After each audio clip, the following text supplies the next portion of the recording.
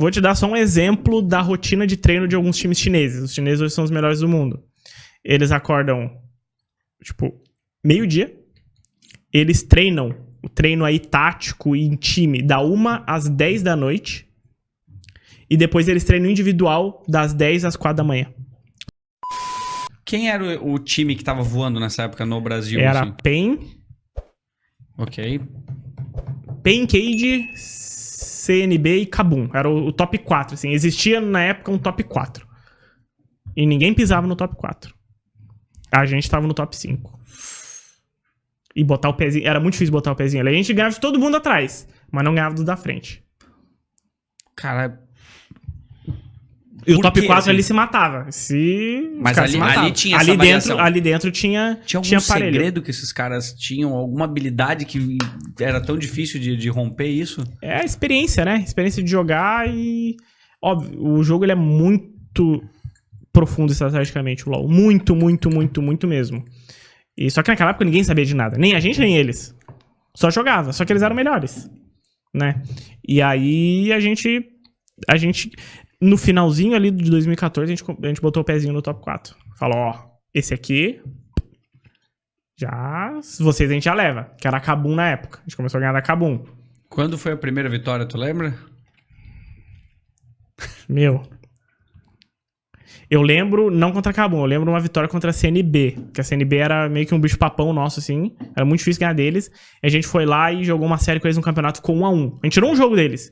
A gente falou, rapaziada, o bagulho tá legal, hein?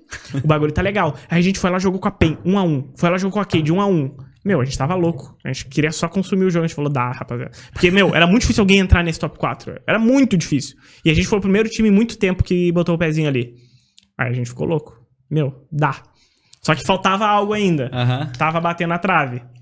E aí a gente teve uma mudança de jogador que a gente explodiu daí. A mudança de jogador daí foi estratégico. Daí vocês estavam... A mudança foi porque vocês perceberam que precisava daquilo pra poder subir o nível a ponto de... Isso.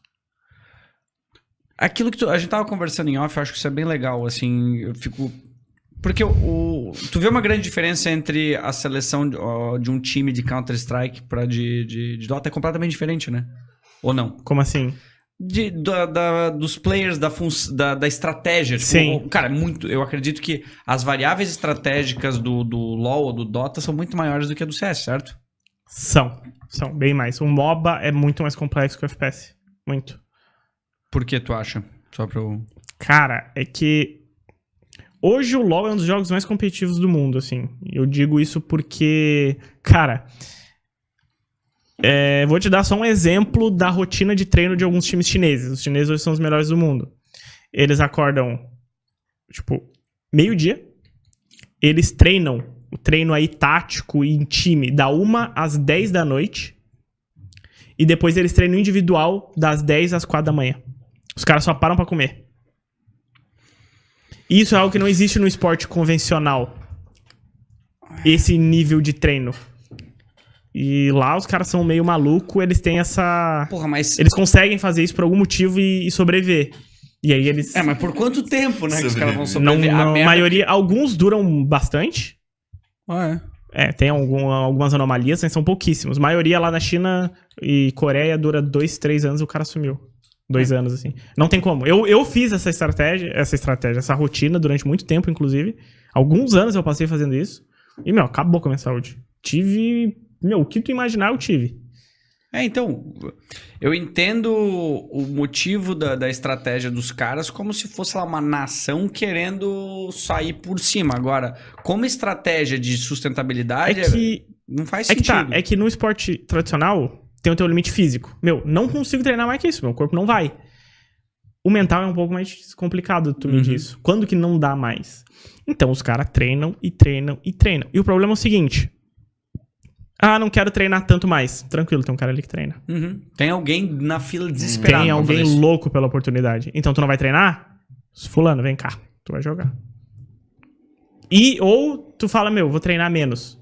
Caiu o teu nível um pouco, tem outro cara que joga muito e vai entrar em outro lugar. Então tu vai treinar menos ou tu vai dedicar tua vida pra isso? Então ou tu faz 100% da tua vida lá na Ásia, ou tem um cara pra te pra te substituir. Porque, a quantidade de gente que joga na China é absurda. Absurda. Coisa de... Não sei... Não vou inventar número, mas é fora do normal. Fora do normal. É mais que população de países inteiros, assim. Ah, sim. Facilmente. Proporcionalmente, eu acho que... Cara, mas é absurdo. Porque, ok, daí a gente tem várias escalas pra falar sobre isso, né? Uma seria realmente o que é aquele país e o que aquelas pessoas vivem, e o outro é assim, o quanto esse jogo é mais importante do que a tua vida também, né? Sim. Porque, cara, pode ser China, pode ser quem quer que seja. Não vai dar certo. Como pessoa. Sim. Como a vida útil daquela pessoa vai ser muito menor fisiologicamente, mentalmente, vai pro estouro. Sim. E aí a gente volta naquele ponto que tu falou do por que é mais complexo. Imagina anos e anos e anos um jogo se desenvolvendo que tem salários milionários. Tem jogadores dos Estados Unidos que ganha 6 milhões de dólares por ano. É um negócio absurdo. De premiação, assim. Mas ou marketing junto? Salário.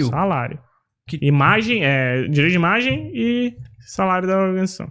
Ah, tá. Mas daí esse salário é do time que... Do time que ele que é contratado. Então, com certeza, o time ganha mais do que isso. Sim. Com ele. Só agora, em imagem. Isso. Agora, imagina um jogo que tem esses níveis de dinheiro, que tem essas rotinas durante anos, o nível de complexidade que esse jogo não gosta. Porque, cara, são 14 horas de cabeças pensantes tentando melhorando algo. Então, o jogo, ele evolui muito rápido. E a Riot muda o jogo o tempo todo. Então, não é tipo, por exemplo, no futebol... Eu posso aprender a chutar e, com o passar dos tempos, treinar menos chutar, porque já é natural meu. O chute tá lá, não vai mudar. Eu tenho que me adaptar taticamente, mas os fundamentos estão lá. Driblar, passar, correr, show. No LoL, muda tudo o tempo todo. Então, sim, tu aprendeu a chutar na trave que tá aqui. Do agora nada o jogo botou a trave lá, você vai ter que fazer a porra toda de novo. A cada 2 semanas, a cada 2 meses. Então, tu não consegue...